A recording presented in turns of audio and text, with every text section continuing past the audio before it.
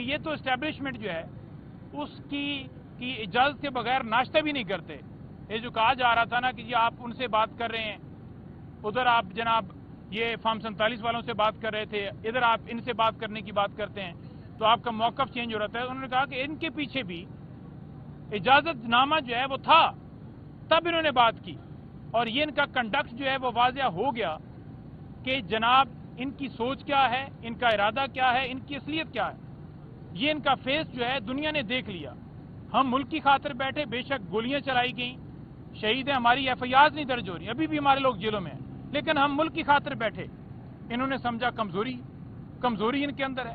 آپ نے بات کی آج کچھ پارٹی کے حوالے سے ہدایات ہیں جو 8 فروری کے حوالے سے ہیں، وہ ڈائریکشن پارٹی کو دی جائیں گی، لیکن انہوں نے پوری قوم کو کہا ہے کہ پوری قوم نکلے اور جو بندہ ثوابی پہنچ سکتا ہے پورے پاکستان سے وہ پہنچے. دور دراز کے علاقوں کے لوگ کیونکہ ان کے لیے پہنچنا مشکل ہے، تو وہ انہوں نے ڈائریکشن دیے کہ وہ وہاں پر اپنے اپنے حلقوں کے اندر احتجاج کریں. لاہور کے حوالے سے ڈائریکشنز ہیں، وہ آپ کو تھوڑی دیر میں پتہ چل جائیں گی.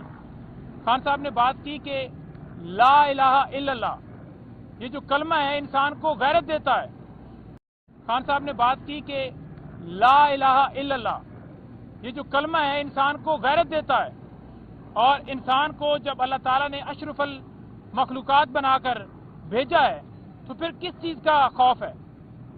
انسان جو ہے جب اس کو اللہ تعالیٰ نے پر دی ہے تو وہ کیوں چیونٹیوں کی طرح رینگتا ہے. یہ بالکل جو ہے آپ نے اپنے دل کے اندر خوف ڈر نہیں لے کر آنا، بلکہ عزت سے غیرت کے ساتھ جینا ہے اور حق کا ساتھ دینا ہے. خان صاحب نے کہا ہے، خان صاحب نے پیکا کے بارے میں بات کرتے ہوئے کہا ہے کہ یہ غیر جمہوری اور کالا قانون ہے.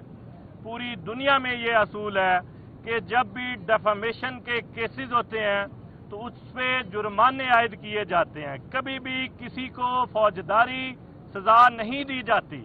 یہاں یہ ہوا کہ 5 سال کی قید کی سزا بنا دی گئی پیکا ایکٹ میں، جو کہ ایک کالا قانون ہے.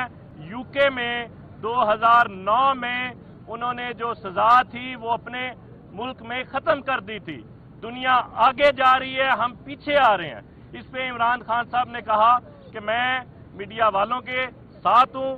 دوسرا جو اپوائنٹمنٹ کی جا رہی ہے ججز کی، دوسرا جو اپوائنٹمنٹ کی جا رہی ہے ججز کی سپریم کورٹ میں، اسلام آباد ہائی کورٹ میں، ہمیں یہ بتایا جا رہا ہے کہ اسلام آباد ہائی کورٹ میں سینئر ججز کی موجودگی میں اسلام آباد ہائی کورٹ کے چیف جسٹس کو کہیں اور سے برآمد کیا جا رہا ہے. مقصد یہ ہے کہ جو قاضی فائز عیسیٰ جو کام کرتا تھا وہ کام ادھر اسلام آباد ہائی کورٹ کا چیف جسٹس لگا کے کام لیا جا سکے. مقصد یہ ہے کہ جو انسانی حقوق کی پامالی ہو رہی ہے، جو الیکشن فراڈ کیا گیا، اس پہ پردہ ڈالا جائے. تو ہم اس پہ تحفظات رکھتے ہیں کہ ججز کا جو انتخاب ہونا ہے، چیف جسٹس کا انتخاب ہونا ہے، وہ اسلام آباد ہائی کورٹ میں سینئر ججز